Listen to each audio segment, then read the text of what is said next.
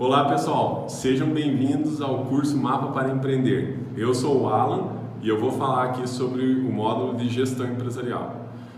É comum você perceber muitas empresas abrindo um próprio negócio, abrindo uma empresa, formalizando um CNPJ, mas elas não se preocupam em fazer um modelo de gestão empresarial. Então eu vou explicar de uma forma dinâmica como que são as ferramentas adequadas para que você tenha um modelo de gestão empresarial adequado e que você consiga também identificar possíveis gargalos, oportunidades e ameaças que o teu negócio tem frente à gestão empresarial que eu vou te apresentar aqui. De uma forma geral, a gestão empresarial ela é baseada em cima de números. Então, o que é a gestão? É você ter números dentro da empresa. E por onde começa os números? Começa pelos 3 principais relatórios contábeis universais que toda empresa precisa ter. Isso é obrigatório e é universal, eu não estou inventando nada. Então, o primeiro relatório que a empresa precisa levantar e documentar é o famoso DRE. Quem não conhece o DRE se chama Demonstrativo de Resultado do Exercício.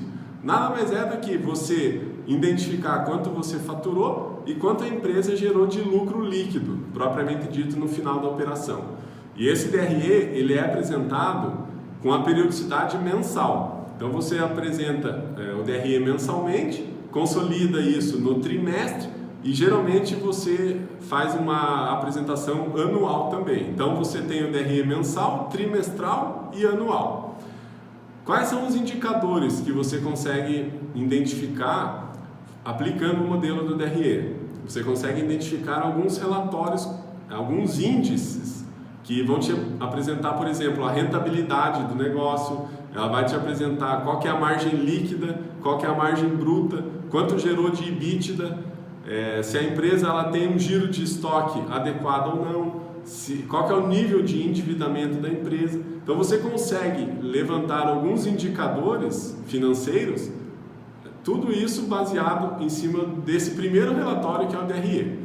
Alguns índices desses que eu comentei com você, ele pega informações do DRE e de outros relatórios que eu vou citá-los aqui na sequência.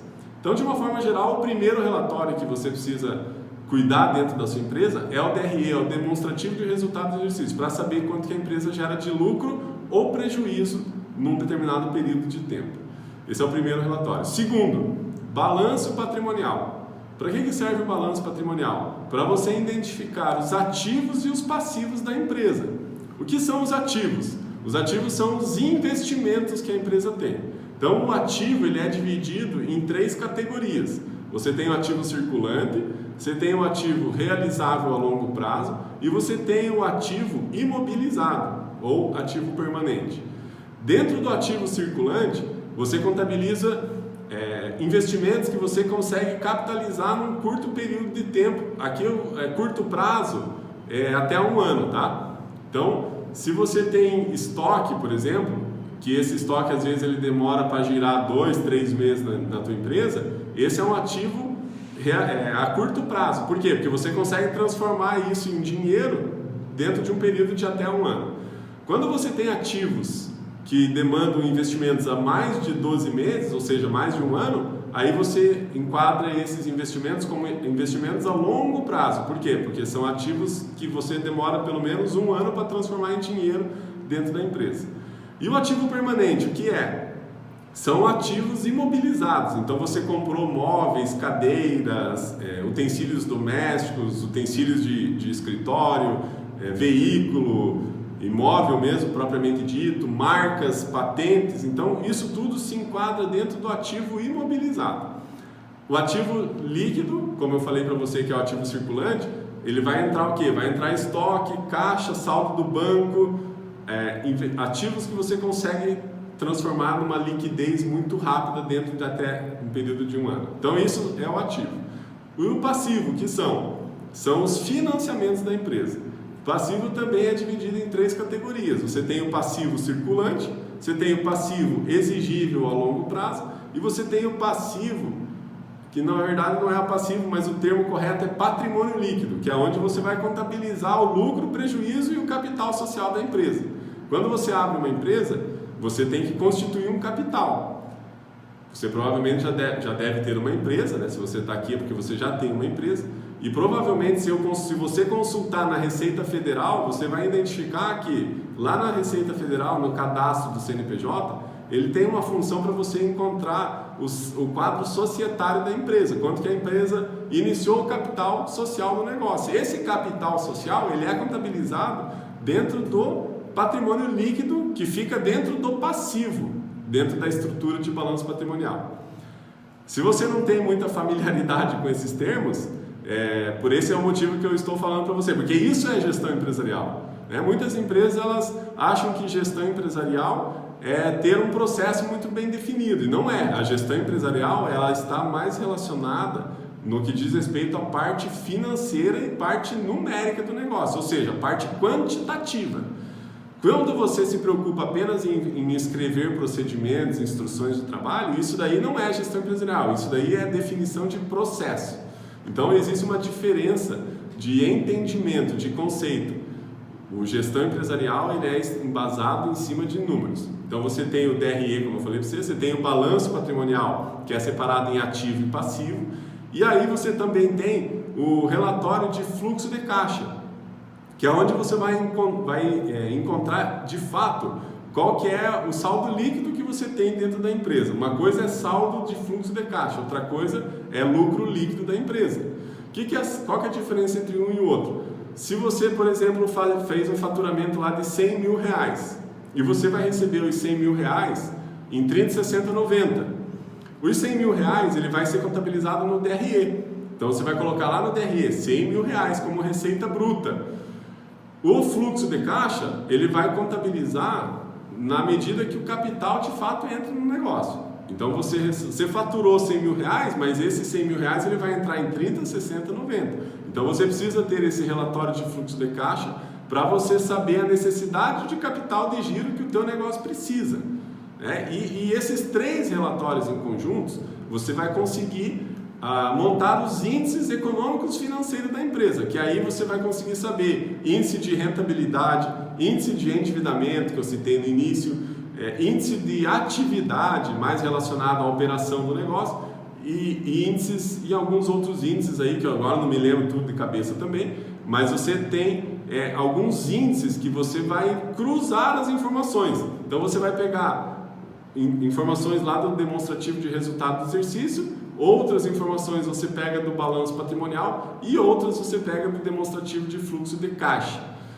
Com esses 3 relatórios universais, você ainda vai precisar identificar qual que é o modelo de tributação da sua empresa. Você pode ser uma empresa enquadrada no Simples Nacional, você pode ser uma empresa enquadrada no MEI, ou você pode ser uma empresa enquadrada no lucro presumido ou no lucro real. Então existem 3 tipos de enquadramento tributário. Cada um desses enquadramentos tributários vão apresentar modelos de contabilização desses 3 relatórios que eu comentei para você. E aí, você conseguindo aplicar esses 3 modelos de relatórios, você vai conseguir iniciar o modelo de gestão empresarial no seu negócio. E acabou por aí? Não, isso daí é só o início.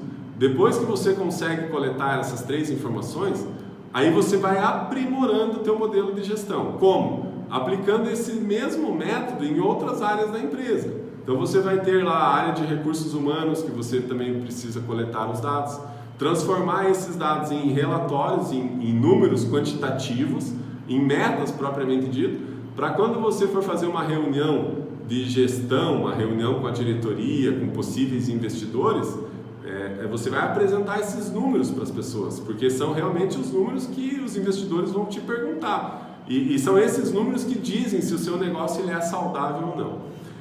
Muitas empresas acham que a empresa quebra por falta de lucro, e não é. Uma empresa ela quebra por falta de caixa, não por falta de lucro. Você pode trabalhar com prejuízo o ano inteiro, mas se você gera caixa, você não quebra a empresa. E aí existe uma confusão muito grande nas empresas, que elas acham que a empresa, se der prejuízo, ela vai quebrar. Claro que a empresa, em primeiro lugar, uma empresa privada, ela existe para gerar lucro, não prejuízo. Então, se a empresa está gerando prejuízo, é porque tem alguma operação que está sendo conduzida ali que não está adequada. Então, é um sinal de atenção. Mas você não precisa ficar comprometendo a sua estrutura empresarial porque a sua empresa não gera lucro. O que você tem que realmente se preocupar é a capacidade de geração de caixa que o seu negócio tem. E isso também acaba interferindo na constituição do valuation do negócio. Então é um número também que algumas pessoas não sabem como que funciona, né? Então eu vou dar uma fórmula aqui para você, por exemplo. A gente vive hoje na era das startups. Você já deve ter ouvido falar nesse termo também. O que é uma startup? É uma empresa de tecnologia, com foco de tecnologia, mas que tem um modelo de gestão escalável. E muitas vezes o investidor, quando ele vai investir dentro de uma empresa startup, ele vai fazer uma pergunta para a empresa: qual que é o valuation do negócio? Como é que se determina o valuation de uma startup, né? Uma fórmula simples só para você entender o que é gestão empresarial. É a necessidade de investimento inicial divididos pelo cap table. Então, por exemplo, tenho uma empresa de valuation de 100 mil reais, correto? A minha necessidade de capital é 100 mil reais. E para eu captar esses 100 mil reais, eu preciso oferecer uma contrapartida para o investidor, para aquela pessoa que vai investir aquele capital dele no meu negócio. Então eu ofereço uma contrapartida. Essa contrapartida seria uma participação acionária, seria uma participação de equity, que você não estará necessariamente atrelando essa participação na geração de lucro do negócio, porque o investidor não está preocupado com lucro, ele está preocupado em multiplicação do capital investido. Então, dificilmente o investidor ele vai investir numa startup visando lucro. O objetivo do investidor não é lucro, é multiplicar o capital investido. Então, se ele investiu 100 mil na sua empresa, ele quer vender a participação dele por 1 milhão, ou até mais, se for possível. Ele não está preocupado com o lucro. Então, você precisa ter essas informações, você precisa ter as informações propriamente dito, mas você precisa também ter o conhecimento sobre esse tema. Porque se você senta às vezes para falar com algum investidor, com algum contador, fazer um benchmark de mercado, você precisa ter posse dos números do seu negócio. Isso vai demonstrar que você tem embasamento no que você está fazendo e você vai transmitir muito mais credibilidade. E aí depois você vai ter aí os indicadores de outras áreas também, como RH, tem a parte comercial, tem a parte de operação, tem o departamento de P&D. São vários departamentos que você precisa identificar números que são relevantes para tomar decisão empresarial. De uma forma geral, a gestão empresarial ela é embasada nesse conceito, no conceito de você ter acesso aos números do seu negócio. Espero que tenha sido satisfatório para você ouvir esse conhecimento até agora e pode fazer os comentários que você tenha também, que eu vou responder diretamente para você. Um abraço e até a próxima!